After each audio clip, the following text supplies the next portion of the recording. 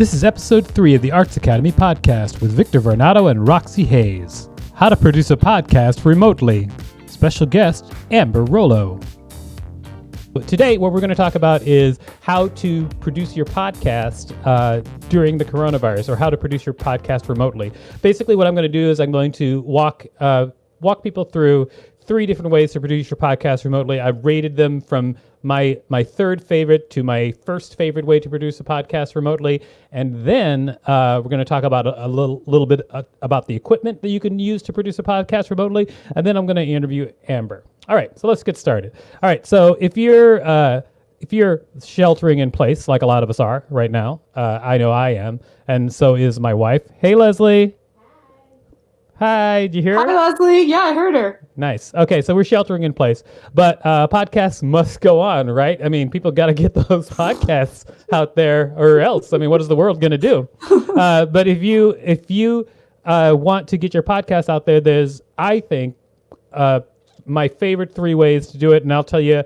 There's 3 different platforms that you can use. Each of them have a free version, and I'll tell you what you can do with the free version. And then each of them have like different ways of doing stuff. Now, if you're just like straight up want to do a podcast and want to get the absolute best quality, I would say that would be Soundtrap. Have you guys heard of Soundtrap? Mm-mm. Okay, no. well, Soundtrap is this site which is basically like an online site, which it looks just like I would say GarageBand or Fruity Loops. It looks like that, but it's an interface that you can get online. I'm taking notes. Yeah, well, great.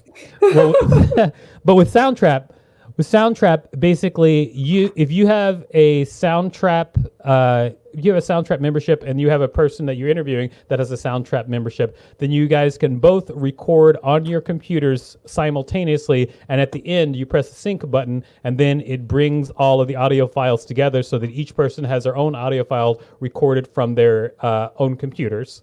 That's cool. And then you can mix it. It really does look exactly like GarageBand, so it's actually pretty easy to use. The only problem with Soundtrap is, unfortunately, you have to use the paid version in order to use the collaboration. So in order for you to record with someone else, you have to use a paid version. It does have the best sound, though. It already has like settings for podcasts. It already has just like everything you need to just like record something and make it pristine in the end. Like you can record a podcast with that and make it sound like you're in the exact same space or even almost in a studio. In fact, they have sound set up so that they take the sound from, like, if you just have like earbuds, they can take that sound and make it sound pretty nice. So wow, that's cool. Yeah, Soundtrap is pretty good. The only reason that it's at the bottom of my top 3 list is because, 1, you have to pay to use the collaboration, and then 2, if you are recording with a guest who's an idiot, then you don't want to send them to something to sign up for so that they can record with you. You want to make it as simple for people as possible. Mm-hmm. All right. So that is Soundtrap. So anyway, the number two thing that I would suggest for recording is StreamYard. Okay, and by the way, we're on StreamYard right now. Yeah. As you can see, StreamYard is more geared toward video, and so with StreamYard, I use a paid version of StreamYard, and with the paid version of StreamYard, you can put your own logos, you can put your own backgrounds. Like right now, I have our school's logo in the upper right-hand corner, and I've got a custom background and stuff, and all of our colors match. So you can do that with StreamYard with the paid version. Although with the free version, what you can do is, it's actually pretty simple with StreamYard. You can just straight up send somebody a link, okay? So like if you're using StreamYard, here, let me see if I can just show you what it looks like. If you're using StreamYard, you basically just send them a link, and then whatever device they're on, it just uses their browser and automatically sends them into StreamYard so that they can communicate with you via video or audio. People can choose to turn on their video or audio if you want to, or you can turn it off. So if you want people to just use audio, then you can just use the audio. One thing about Streamlab is that at the end of your recording, you can choose to download either the video and audio or just the audio itself, and then StreamYard. I know I call it Streamlab. Streamlabs is actually a streaming service like an OBS studio sort of thing. It looks like we have somebody who, we'll try to answer questions. Oh, that's you. Isn't that you, Roxy? Yes. Nice. Way to go, Roxy. Good job. Way to go, Roxy. Yeah, we'll try to answer questions as much as we can. And one thing about StreamYard is if you're using the non-paid version of StreamYard, the non-paid version, you can record for at the most 20 hours a month, okay? Which is a lot. If you've got a podcast and you're going to do like a lot of people do weekly podcasts, that's plenty of time to record. StreamYard also has better sound than, say, someplace like Zoom. Zoom is actually the number one, and even though StreamYard out the box has better sound than Zoom, I'll actually tell you why Zoom is my number one choice for recording a podcast remotely. But anyway, StreamYard is great. I like it. The sound is pretty good, and then you can download it. So everybody use StreamYard if you want to. Let's talk about the number one choice, shall we? And that is Zoom. There's a reason that Zoom is the number one choice, and I think you're going to like it. Zoom is the number. One more thing with StreamYard. I already told you the StreamYard. You have the free version where you can record 20 hours, and then if you want to do more, you can record. If you want to do more than that, then you can buy a membership. But is that 20 hours? Is that 20 hours like for a certain time period, or 20 hours within a month? 20 hours a month. Okay, yeah, exactly. So it's plenty if you want to. And then also it's 20 hours, and you can do that 20 hours all at once. So you could have like a super long podcast that's 20 hours long. Just a day in the life, a day in the quarantine. Exactly. Now, my number one choice for recording remotely your podcast is Zoom, and I'll tell you why. Couple of reasons. Let's start with number one. Number one, Zoom is really easy. It's really easy for people to. I mean, I actually think StreamYard is easier, but Zoom is still also very easy for people to log on to and to start recording. I don't know. What did you think? You've tried them both, haven't you, Amber? Mm-hmm. StreamYard was more idiot-proof. I didn't have to download anything for StreamYard. I just pressed the link and that's it. Zoom, you do have to download, especially if you're on a desktop. It can be a little bit harder, right. But they're both pretty easy. I would say StreamYard is easier.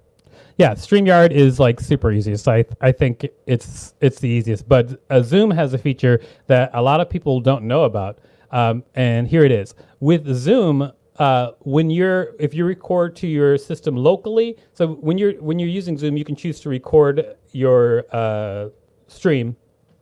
And you can either record locally, or you can record in the cloud. Now, if you choose to record locally, one thing that you can do is you can tell it to send you the audio of each person separately. So Zoom will automatically do that for you. So the person on the other end has to do nothing except just record, and then Zoom will send you their audio with only them on it from their computer separately if you want to. So it's basically let me see if I can pull it up right here. So it's basically right here. So if you see this section right here, that's a thing that you can check. Wow. Yeah, where you can it records each person's audio separately and then sends it to you. And that is beyond... so clean. Yeah, exactly. It's beyond idiot proof for other people. And then you can take those, and then you have to do the next step, which is take those and put them all into your audio mixing program and mix them. But it's kind of brilliant, because if you're going to record the weird thing is not a lot of people know that this even exists. It's in the settings. If you go into settings on your app and then go into the recording section, then you can choose to have it send the audio to each person separately. It's great. Limitations of Zoom are, number one, if you are recording with more than one person and you're using the free version, Zoom only lets you record for 40 minutes at a time, and then it stops and you have to start all over again. If you are using the if you are using if you're using just two people in the free version, you can record as long as you want to record with just two people. So if you have a podcast where it's just like you and a guest, you can just record and then you can send you the separate audio. Boom, you're done. You can use the free version of that. If you want to upgrade, then you can record as much as you want to with as many people as you want to. Also, an interesting thing with Zoom is that you can record like a lot of people. Like you can have, I think it's like up to 100 people inside a room in Zoom. Yep. And so if you have 100 people in a room in Zoom and you're doing like this mass recording, it will send you a separate audio file for each of those people if you want, which is crazy, but that's just something that it does. So once again, I would say number three choice is Soundtrap. Number two choice is StreamYard. And number one choice is Zoom. One thing that you can also do in Zoom is you can enable original sound. It's another thing. First of all, you have to go. I didn't want to do all the screens for this, but you can actually just Google how to enable original sound in Zoom, because Zoom uses a lot of compression, so it makes your voice sound tinny a lot when you're using Zoom, and it uses way more compression than other sites, like for instance StreamYard. The compression is much less on StreamYard, which is why I like the sound in StreamYard right out of the box better. But with Zoom, you can tell it to turn all that off and use the original sound. So for instance, if you have people who have like microphones plugged into computers, rather than just using headphones for audio, then you can turn off the original sound and then they will still sound pristine, and then you can get all those original files at the end and then mix them any way you want to. That's one of the great things about Zoom. That's amazing. I didn't know that. Yeah, not a lot of people did. That's why I wanted to do a class about it, because I thought it would be helpful for people to just understand that, like with Zoom, you can get the original files from everybody. You can turn on original sound so that it can turn off all the compression that makes your voice sound tinny and weird, and then you can just mix it yourself later. That's why I would say Zoom is my number one choice. If I was just doing an audio podcast, Zoom would be my number one choice.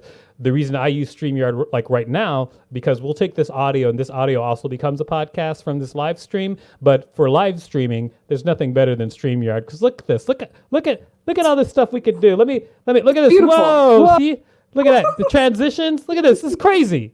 This is crazy. You can't do that with Zoom. Zoom ain't got nothing on this. Look at this. Look at this go. Amazing. Anyway, those are my feelings about 3. Now, one other thing that you might want a USB audio interface. I'm actually using one right now, which is why I can use this microphone and make my voice sound amazing. Yeah, I'm jealous. A USB audio interface. If you're going to use a USB audio interface, you're probably going to end up paying about $100 for something that's great.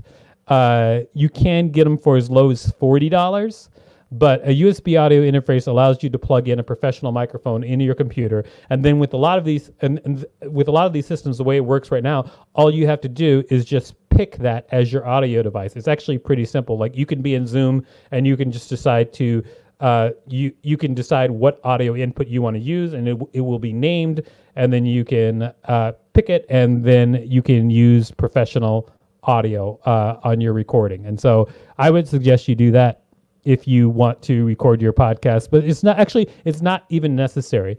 And in fact, with something like Soundtrap, because they already built the effects to compensate for earbud microphones, you can actually have something that sounds really, really nice through Soundtrap, because they have those things already set up for you to compensate for bad microphones.